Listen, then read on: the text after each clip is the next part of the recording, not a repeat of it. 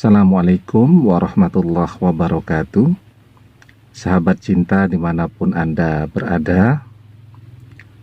Jadi perpisahan itu pasti akan menggoreskan luka kerinduan yang luar biasa ya. Apalagi memang saat perpisahan itu terjadi sebagai sesuatu yang tidak pernah diinginkan. Tentu di dalam hati kecil yang paling dalam, walaupun mungkin gengsi untuk diaktualisasikan, untuk disampaikan dengan lisan secara terbuka ya. Karena biar bagaimanapun kita ini sebagai orang timur ya, orang-orang Asia, apalagi di Asia Tenggara, memang berbeda dengan orang-orang di Eropa ya, yang punya budaya dalam masalah cinta yang lebih terbuka. Wanita menyatakan cinta di sana biasa saja. Di Indonesia walaupun sudah milenial, ketika wanita menyatakan cinta atau menyatakan ingin balik duluan, itu masih sesuatu yang dianggap tabu di masyarakat kita ya. Nah, jadi ketika perpisahan itu terjadi, keinginan untuk kembali masih teramat sangat besar ya. Dan kedua-duanya sama-sama gengsi karena khawatir ya ketika melangkah dan ternyata ditolak. Yang ujung-ujungnya adalah malu kan begitu ya. Maka ada 4 sinyal serius ya, bahwa mantan mengirimkan pesan sungguh-sungguh bahwa dia masih ingin kembali bersama-sama ya. Yang pertama, syaratnya tentu yang bersangkutan tidak kunjung menemukan pengganti ya. Artinya seperti di budaya masyarakat kita juga, wanita khususnya kan kondisinya lebih rumit ya daripada laki-laki. Kalau laki-laki mungkin usia 30 tahun belum menikah, tidak ada permasalahan yang terlalu serius ya.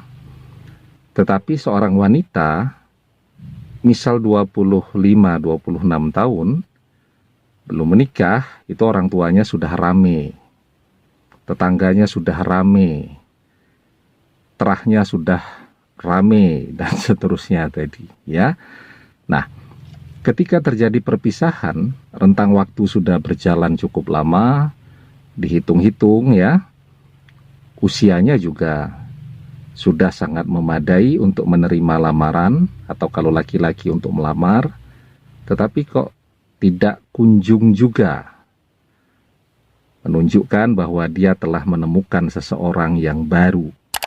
Maka itu sebenarnya sinyal yang cukup serius ya, bahwa yang bersangkutan mengirimkan pesan, memiliki keinginan untuk kembali bersama-sama. Yang kedua, bahwa yang bersangkutan menunjukkan dia berusaha untuk terus menghadirkan kita di dalam kehidupannya. Dan zaman media sosial ini, orang bisa mempertontonkan atau unjuk perasaan melalui akun-akun media sosialnya tadi. Jadi contoh sederhana saja. Misal ketika orang membangun relasi cinta, maka mestinya ya ada barang-barang pemberian seperti baju ya, jam tangan dan lain-lain. Maka dia memberikan sinyal, misal memposting foto di media sosial menggunakan baju yang pernah diberikan ya.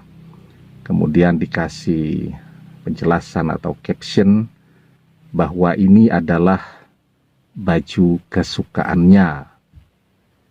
Itu adalah sinyal yang kedua bahwa yang bersangkutan serius pengen ngajak balik. Kemudian yang ketiga, sinyal serius juga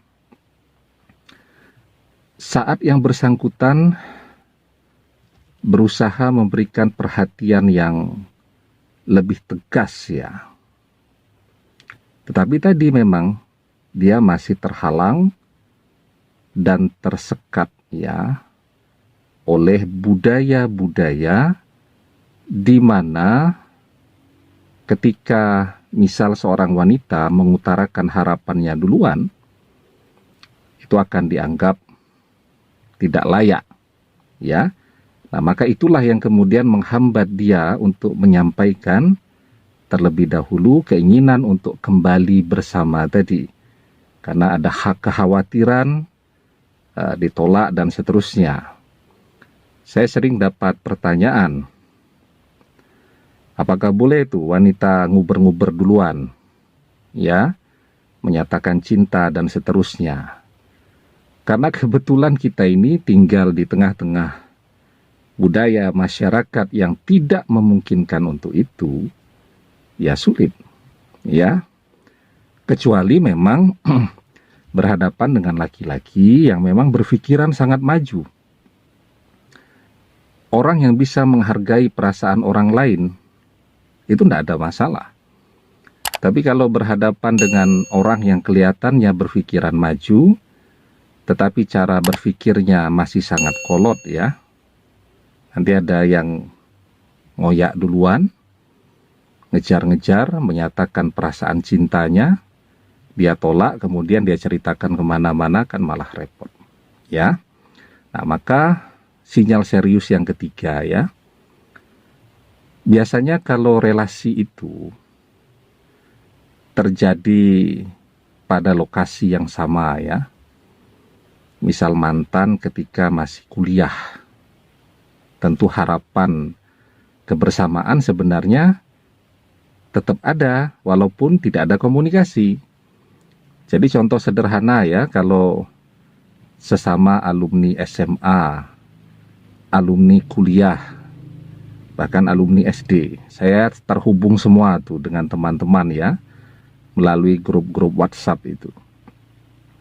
Jadi berada dalam satu grup WhatsApp, coba saja dipancing ya, nge-share sebuah status, tetapi agak rutin.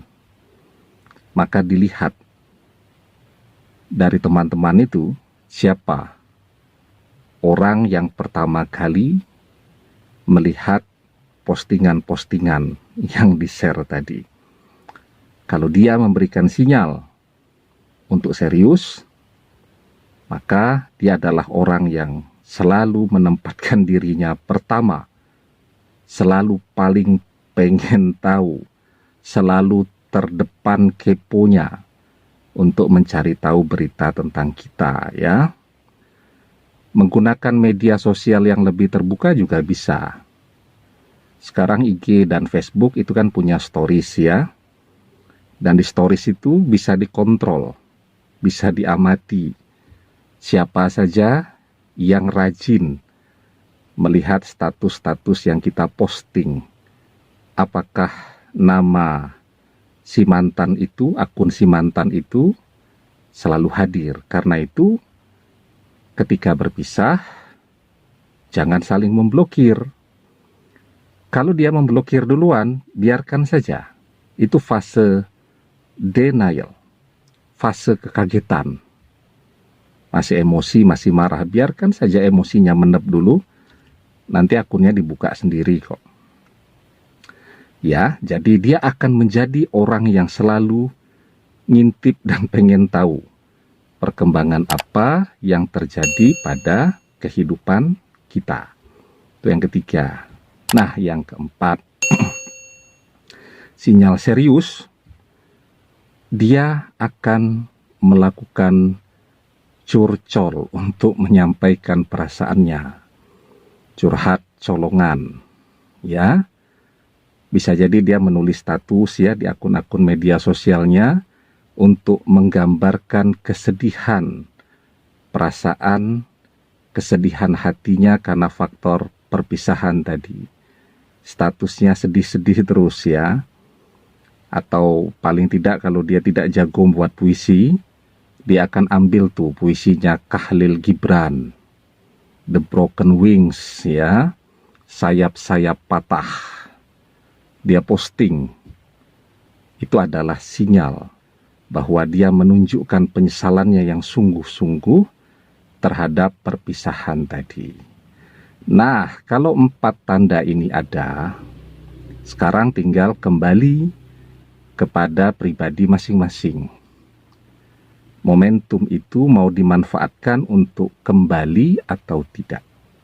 Ya, saya selalu mengatakan bahwa kembali kepada mantan saat situasinya memang masih memungkinkan untuk itu.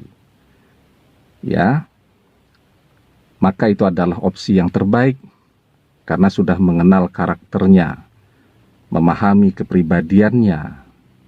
Kalau pernah terjadi kegagalan yang berujung dengan perpisahan, maka itu bisa dijadikan sebagai referensi, pelajaran agar tidak melakukan kesalahan yang sama di kemudian hari.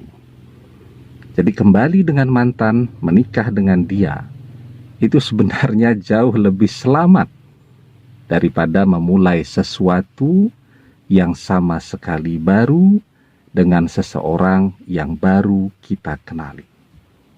Demikian, semoga bermanfaat, tetap semangat, dan tetap berkarya.